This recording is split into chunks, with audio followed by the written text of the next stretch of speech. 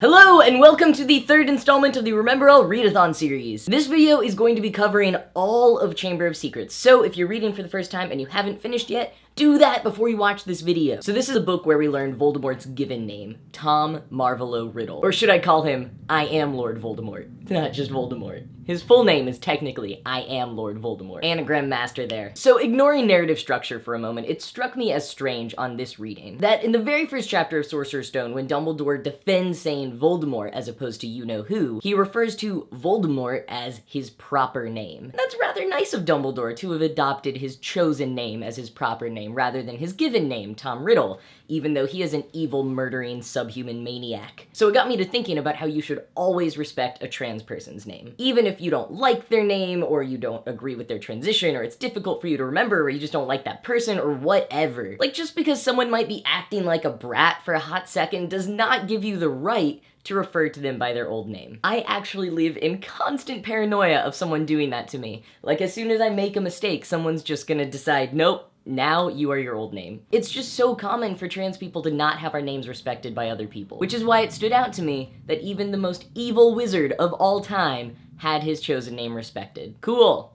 Voldemort's got more rights than I do. And if you would like to learn more, or vent more, or take action on transgender rights and issues, you can check out the HPA's brand new campaign, Protego. You can watch my announcement video about it right here. You can go to the hpalliance.org/Protego to learn more and get involved. I know we've got a long way to go for trans rights, but maybe with Protego we can get the trans people in our lives to, like, on even footing with Voldemort in terms of respect. Like, I'd settle for that for now. That'd be cool. Alright, stepping off of my soapbox, let's head on over to the Room of Ruminations. So the first time I read Chamber of Secrets, I took it with me to camp. And while I was reading it, a huge snake actually snuck into the cabin. It like slithered up between my bunkmate's bed and their wall and was, you know, doing that standing up thing that snakes manage to do even though they have no legs. And it wasn't that scary, but it was a significantly sized snake and pretty spooky when I was currently reading about the basilisk. Alright, so I gotta say, on this reading, the whole concept of house elves not being allowed to wear clothes and punishing themselves and hurting themselves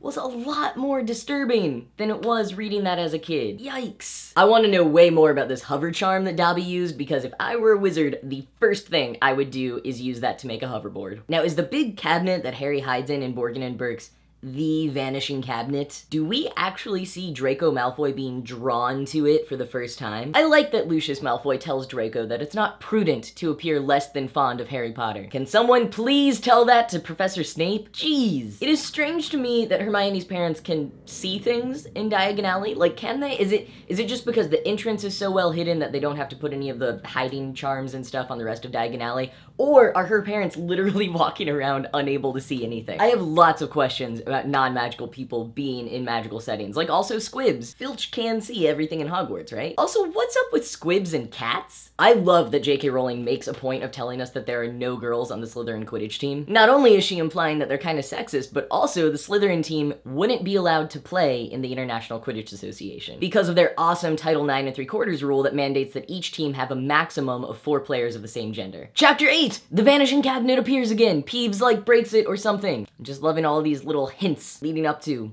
something. Do you think Gilderoy Lockhart was really a seeker when he was at Hogwarts, or was he making that up? And if he was, really? Why did no one tell Madame Hooch what was going on with the rogue bludger? Like, did she not see it? Was she not paying attention? Wood even called a timeout, and still no one bothered to tell the referee what was going on with the enchanted bludger? And at the end of the game, it's Fred who's wrestling it back into the box, not Madame Hooch or some other professor. Like, where are the adults? What are they doing besides taking all the bones out of one of their students' bodies? So even now, sometimes on this reread, I forget how young the characters are. Until J.K. Rowling mentions that Hannah Abbott is wearing her hair in pigtails, and I'm like, oh yes, they're 12 years old. Pigtails are acceptable. Also, oh right, it was the early 90s. Let's talk about how eerily accurate Ernie Macmillan was in chapter 11 when he says about Harry, that's probably why you-know-who wanted to kill him in the first place. Didn't want another Dark Lord competing with him. You're not wrong, Ernie. You're not wrong. I'm curious about the extent to which phoenixes actually die? Is it kind of like regenerating? Because Dumbledore did say die, but like, do they retain their same personalities, memories? Fawkes at least retains his loyalty to Dumbledore. I find it so hard to believe that they put so much effort into the Polyjuice Potion and never once bothered to find out where the Slytherin common room was. Then again, probably Hermione did and just hadn't mentioned it to Ron or Harry yet because she thought that she would be leading him there, but then, whoops.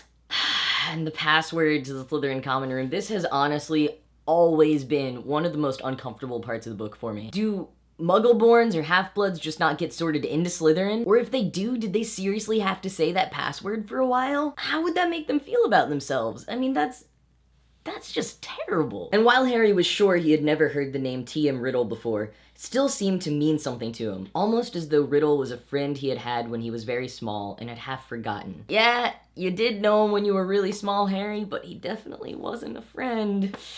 When Professor Sprout says that it won't be long before they are cutting up the mandrakes and stewing them, does she mean, like, just, you know, the plant parts of their hair or whatever, or like the whole mandrake? Because they spend a lot of time humanizing these mandrakes, and then to say that they're just gonna chop them up and put them into a potion? Don't like that either. I do like, however, that Ron knows Ginny has a huge crush on Harry, and when Malfoy makes fun of her for sending the Valentine, Ron immediately defends her and tries to curse Malfoy. What a good big brother. Okay, back to mandrakes. Professor Sprout says, the moment they start trying to move into each other's pots, we'll know they're fully mature.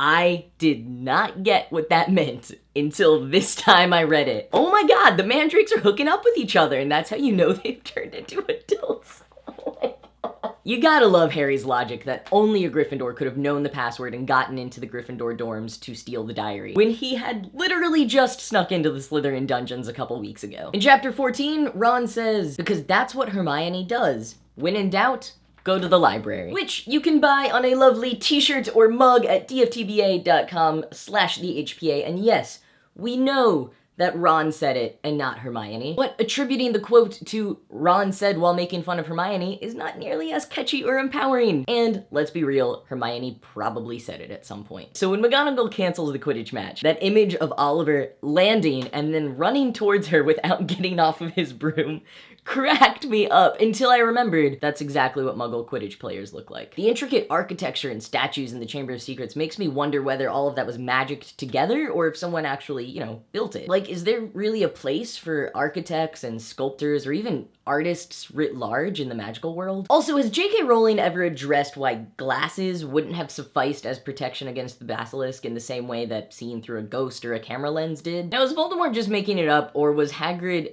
actually sneaking out into the Forbidden Forest as a preteen to wrestle trolls? Because if that is true, that is so cool. So the sass count after Chamber of Secrets is up to 15. That's right, Harry growing up a little, getting a little sassier with each book. And my favorite moment comes from the dueling club. Lockhart is trying to show Harry what to do. He raised his own wand, attempted a complicated sort of wiggling action, and dropped it. He doesn't give Harry any more instructions and then says, just do what I did, Harry. And Harry says, what? Drop my wand? Let's head on over to the Owlery. So Mary was doing a count of how many times Harry thinks he's about to be expelled in Chamber of Secrets, and very early on in the book it was already up to 3. Now first of all, he has been misbehaving quite a bit, but one of the things to keep in mind is that in Sorcerer's Stone, one of the very first things that he hears about Hogwarts, I mean really the first tangible fact he hears about it at all, is that Hagrid was expelled in his 3rd year. Here he's met the first wizard who seems like an awesome person, he's his savior, and this great guy has been expelled from Hogwarts? And of course Harry's gonna be paranoid that he's gonna get expelled all the time if that was the first introduction he had to that place. Anyway, that's just my 2 cents. I want to hear your 2 cents, or 2 knuts, down in the comments below and also in the hashtag Remembrall Readathon. I'm especially interested if any of you found Chamber of Secrets better than you had thought it had been in previous times, and, you know, maybe give me a ranking of your favorite books in order. I'd also love to hear some of your thoughts on fan culture regarding Gilderoy Lockhart and Colin Creevey. What do you think about how fan culture is portrayed in the wizarding world and how Harry handles it for himself? Next time we'll be going over the first half-ish of Prisoner of Azkaban, so until then, thank you for watching and happy reading. This book is so awesome,